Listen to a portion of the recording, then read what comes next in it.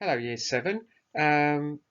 Recording this on a Monday, but you'll be receiving it on a Friday. So hopefully you'll have received a lot of input about the all lovely work that you've been sending me in the meantime. But today we're going to look at a poem called Death of a Naturalist by one of my favourite poets, Seamus Heaney.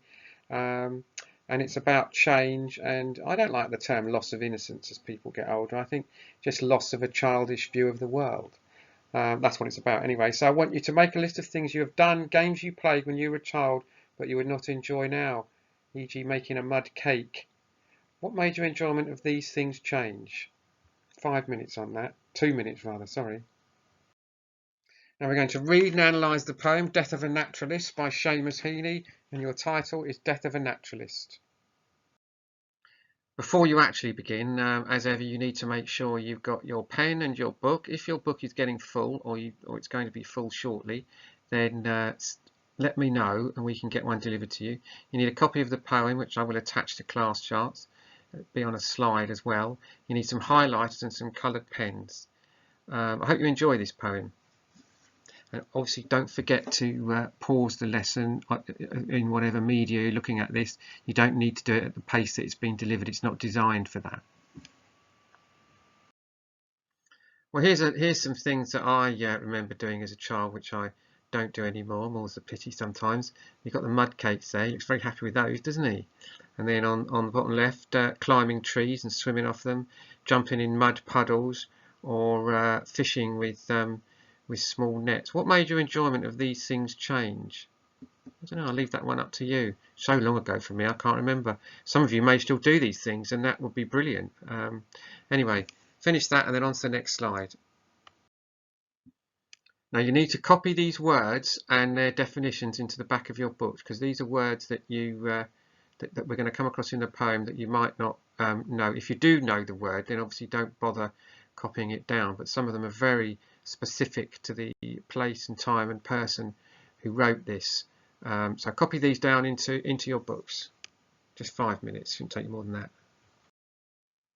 The next thing is to read the poem and think about its subject matter. There's a link there which I will put on Classcharts as well, in case you're watching this on a PDF or on video. I'll put that link on there as well. And can you explain the subject matter of the poem? What is it about? Does anyone die in the poem, despite the fact it's called Death of a Naturalist? In what sense can there be a death in this poem?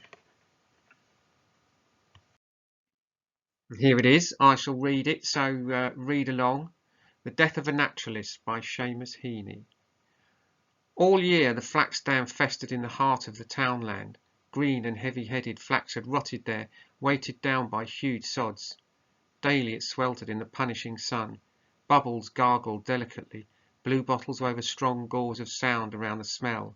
There were dragonflies, spotted butterflies, but best of all was the warm, thick slobber of frog spawn that grew like clotted water in the shade of the banks.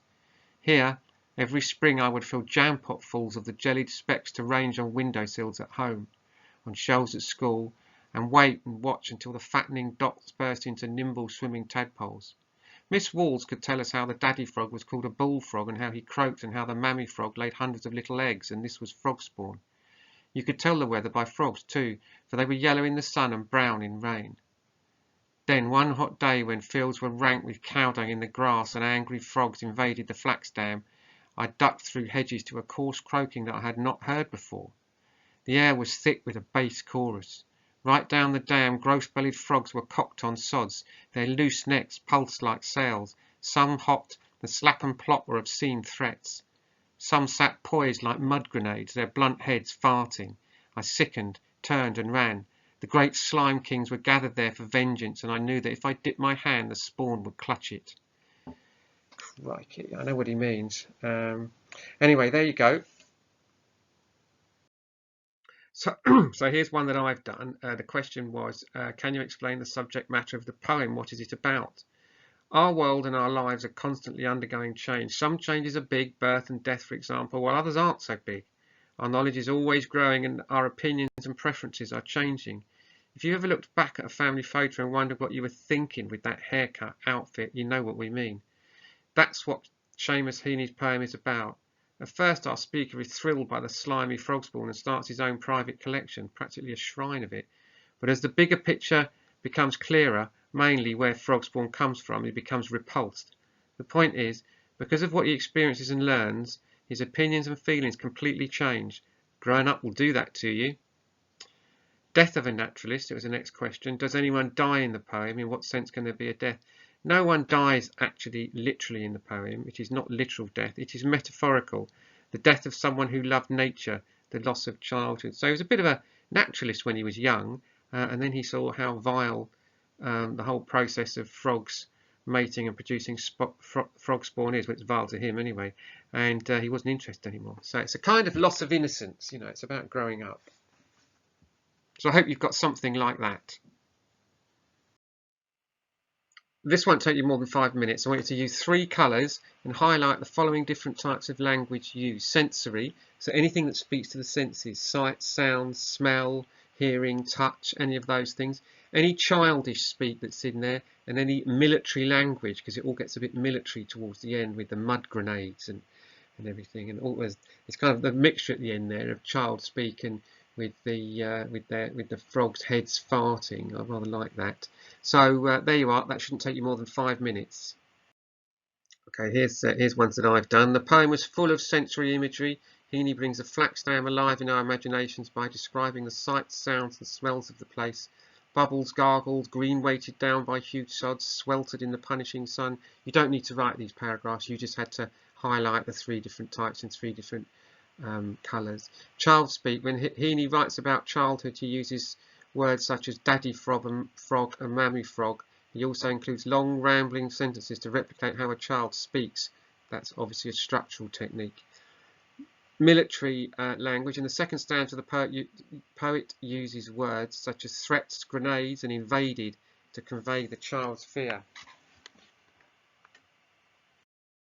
Now, this is going to take you 10 minutes, but you don't necessarily have to sort of draw out this this whole table, although why not? It won't take you a moment and it'll make life a lot easier. On the left hand side, you've got hear, smell, see, touch as the senses there.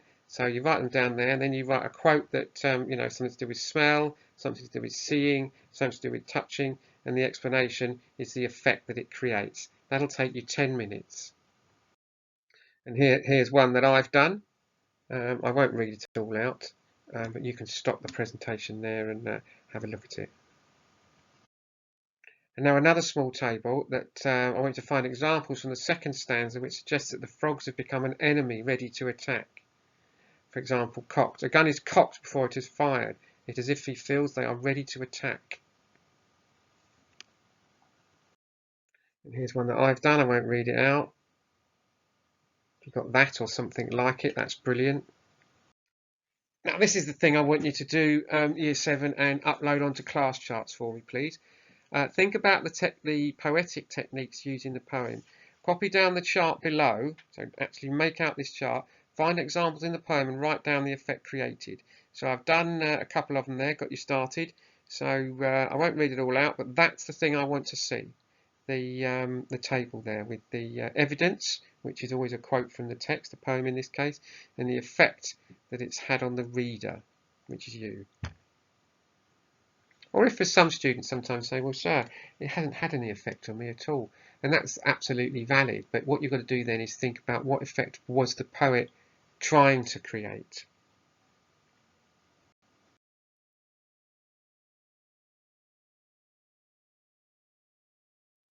Okay, well done on today's lesson. I hope you enjoyed some of those disgusting images in the poem. Maybe you still do those things. I'm jealous. I hope the poem has made you reflect on your childhood. Did it make you think back about when you were, you know, even before you were at primary school, all those years ago? Anyway, fantastic, and I shall speak to you next week. Enjoy Year 7. Thank you. Thanks for your time.